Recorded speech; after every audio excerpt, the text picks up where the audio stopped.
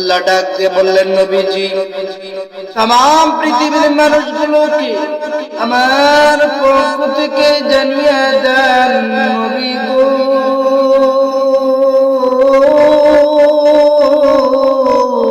ইয়া রাসূলুল্লাহ ইয়া হাবিবাল্লাহ, আপনি तमाम বিশ্বের মানুষদেরকে জানিয়ে দিন আমি আল্লাহ বললাম, ওয়াকাদা রাব্বুকা আল্লা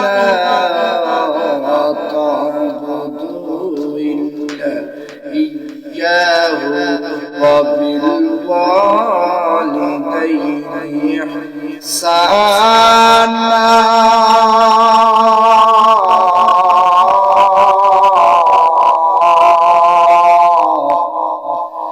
আল্লাহ ডাক দিয়ে বললেন, নবী গো ও নবী আপনি জানিয়ে দেন আমি আল্লাহ বলে দিলাম দুনিয়ার মধ্যে যেই বান্দা আছে আমি আল্লাহ পাক রব্বুল আলামিন বলে দিলাম, নবীজি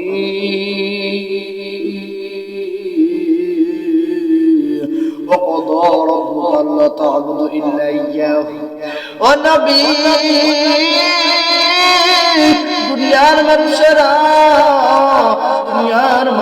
মানুষের দেখার পরে আমি আল্লাহ পাক রব্বুল আলামিন ইবাদতের পরে ওই বান্দা বান্দীরা তার মা বাবার খিদমত করে, বলুন না সুবহানাল্লাহ। এরে যুবক ফেসবুক দেখে বাদ দিয়া,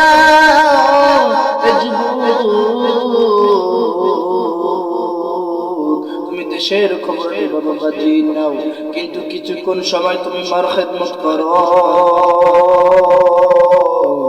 মার খেদমত করো। এ বন্ধু এই দুনিয়ার জমিনে যার মানা আর মতো তাদের নাই, কথা বলেন ঠিক কিনা? রে বাবাজি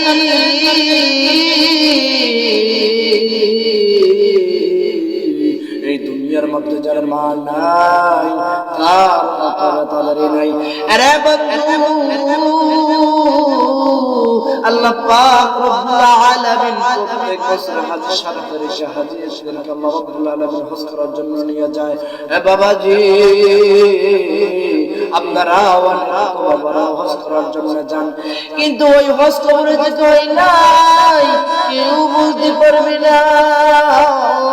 কিন্তু আমার নবী বলেছেন যখন কোন বান্দা একবার মার দিকে নেক নজরে তাকায়, আমার আল্লাহ পাক রব্বুল আলামিন একটা কবুল আজ সওয়াব লিখে দেন, বলুন না সুবহানাল্লাহ। আরে বন্ধু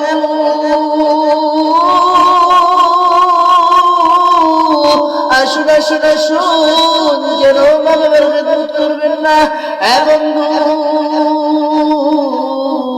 আমার নবী ওমর পাগল ছিলেন, আমার নবী ওমর পাগল ছিলেন। একবার আল্লাহ রাসূলের পয়গম্বর সাল্লাল্লাহু আলাইহি ওয়াসাল্লামের প্রিয় সাহাবী হযরতে আনাস নবীর প্রিয় সাহাবী ছিলেন। হযরতে আনাস রাদিয়াল্লাহু তাআলা আনহু নবীর খিদমত করলেন। এ বাবা নবীর খিদমত শেষ করার পরে নবীকে ডাক দিয়ে বললেন, ও নবী ইয়া রাসূলুল্লাহ ইয়া হাবিবাল্লাহ,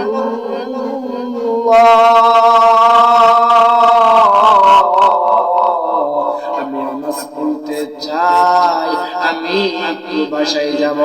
নবীজি ডাক দিয়ে বললেন, আনাস ও আনাস যাও যাও,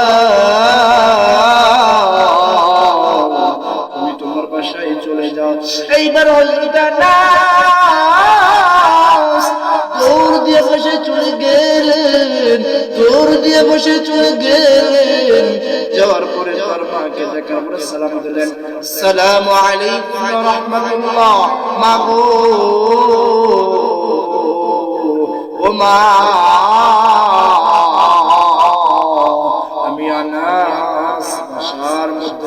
আসছে।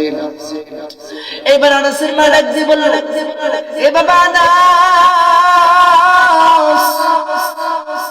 আই বাবা কামরায় প্রবেশ করু। এইবার হযরত আনাস আর কোন কথা না বলিয়া সোজাই তার কামরার দিকে রওনা দিল। এ বাবাজি, এইবার হযরত আনাস যখন তার কামরা প্রবেশ করলেন, এইবার মা মনে মনে বলতেছে, হায় আল্লাহ, আমার ছেলে আনাস কেন জানি আমার সঙ্গে কথা বললো না। এইবার মা আনাসের কামরে প্রবেশ করার সঙ্গে সঙ্গে মার মাথা নষ্ট হয়ে গেল। বাবা মা দেখতেছে আনাসের কিছু নাই। এবার মা ডাক দিয়ে বলছে, আনাস, এ বাবা আনাস, তুমি কি কিছু খাও না? এই বাবা তুমি কি কিছু খাও নাই? আনাস কোনো কথা বলে না। আনাস মনে মনে বলতেছে, হায় আল্লাহ, আমি যদি বলি আমি কিছু খাই নাই, আমার মা আমার নবীকে নিয়ে খারাপ মনে করবে যে নবী দরবারে গেল, কিন্তু আমার ছেলে কিছু খাইল না। এইবার আনাস ডাক দিয়ে মাকে বললে, মা গো, আমি আনাস কিছু বলবো না। এই কথা বলার আনাস রাদিয়াল্লাহু তাআলা আনহু তারপরের দিন রাসূল সাল্লাল্লাহু আলাইহি ওয়াসাল্লামের খিদমতে গেলেন। খিদমত শেষ করার পর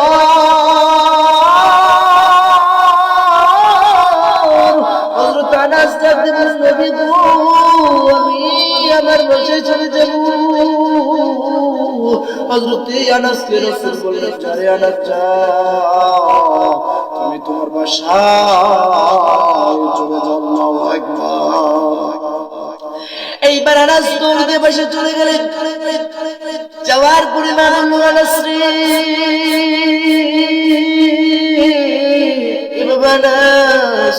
তোমার নবীজির খিদমত করার পরে বাসায় আসলা? আনাস বলল, জি মা, আমি বাসায় আসলাম। এইবার আনাস দৌড় দিয়া কামরায় প্রবেশ করলেন। কামরায় প্রবেশ করে বললেন, মা গো, আমি আনাস নবীজির খিদমত থেকে আসলাম। আনাসের মা বলতেছে, আনাস, কেন জানি আজ আমার ছেলেটা আজ আমার সঙ্গে কথা বললো না। এই কথা বলে মাত্র মা দৌড় দিয়ে বাবা আনাসের ঘুরে গেল, যে বলল, রে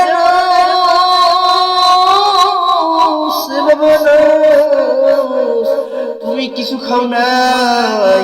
মা নিজের চোখে দেখতেছে ছেলে পেটের মধ্যে ছোট ছোট পাথর বাঁধা।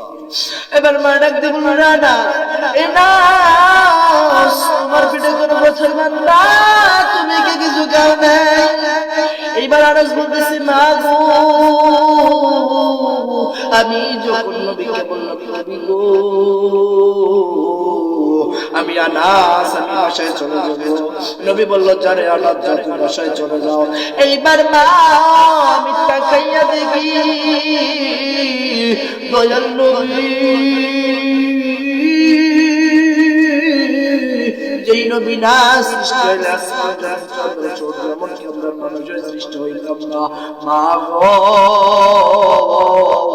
সেই নবীর পেটে ছোট ছোট পাথরগুলো বাঁধতেছে। আমি আনাস দেখতে পেলাম, নবী গো, আপনি কি করতেছে? নবী বলে, না, আমি সামনে দেখি আমার দয়াল নবী, আমার মায়ার নবী, সে তার পেটে পাথরগুলো বাঁধতেছে। ও মা, নবী গো, আপনি কিসের জন্য পাথর বাঁধতেছেন? নবী ডাক দিল, না স্যার, কিছুদিন যাব তো আমার বাড়ি। এইবার মাগো, আমি আনাস সুন্নত মনে করিয়া আমি আনাস এবার মা ডুকরে ডুকরে কান্দে আর বলো রে বাবা না, এ বাবা না, যাও যাও যাও। আমি মা বলে দিলাম রে, আমি তোমার নবীকে এক বেলা খানা খিলাবো। আনাস দৌড় দিয়ে নবীর সামনে গেলে যা বলতেছে, ইয়া রাসূলুল্লাহ, ইয়া হাবিবাল্লাহ, নবী গো, ইয়া রাসূলুল্লাহ, আমার মা আপনাকে একবেলা খাবার খেলাবে। নবী বলল, আনাস তুমি যাও যাও যাও, আমি তোমার বাসায় যাইতাছি। এবার নবীজি কিছুক্ষণের মধ্যে মায়ার নবী মায়ের নবী আনাসের বাড়িতে গেল। যা বলতেছে, রে বাবা আনাস, দেখো দেখো দেখো, আমি নবী এসেছি। আনাস জলদি বলল, মা আমার নবী এসেছে। বসলেন, বসার পর মাকে বলতেছে, আনাসের মা একটু খাবার দাও, নবী খায়া আবার চলে যাব। এবার আনাসের মা বলতেছে, ও নবী, আপনি তো খাবার খাবেন, কিন্তু আমি যেই জন্য ডাকছি, আপনি খাবার খাওয়ার আগে আপনি একটু দোয়া করে দেন। এইবার নবী বললেন, রে আনাসের মা, আমি নবী কখনোই দোয়া করবো না, তুমি মা বিছে আছো, মা হাত তুলে দোয়া করো, আমি নবী বলবো। নবীকে বারবার বলে, নবী দোয়া করে। নবী বলেন, না রে আনাসের মা, তুমি দোয়া করো। আনাসের মা দোয়া করলেন, আর নবী আমিন বললেন। আনাসের মা কিছুদিন পরে মানুষকে বলতেছে, ও পৃথিবীর মানুষ, তোমরা জেনে রাখো রে, আমার নবী আমাকে দোয়া করতে বললেন, আমি মা দোয়া করলাম, আমি তা খাইয়া দেখি হযরত আনাসের একটা খেজুরের বাগানে প্রত্যেক 1 বছর পর পর খেজুর ধরতো। এবার আমি মার বরকতে এবার দুইবার খেজুর ধরেছে। বলুন না সুবহানাল্লাহ। সম্মানিত ভাইরা আমার বন্ধুগণ, আল্লাহ পাক রব্বুল আলামিন মার কত খেদমত করলেন। কিন্তু এখন আমরা মার খেদমত করি না, এখন আমরা করি দেশের খেদমত, নেতাদের খেদমত। কথা বলেন ঠিক কিনা? আমার জীবন আমার মরণ কার জন্য হবে? জোরে বলেন কার জন্য হবে? আল্লাহি তাল্লাহি বিল্লাহি, আল্লাহর কসম করে বলি আল্লাহর জন্য। বলেন ঠিক কিনা? আমার জীবন আমার মরণ আমার বন্দেগী, আমার জীবন আমার মরণ আমার জিন্দেগি। ইয়া ইলাহি কবুল করো, ইয়া ইলাহি কবুল করো আমার বন্দেগি। আমার জীবন আমার মরণ আমার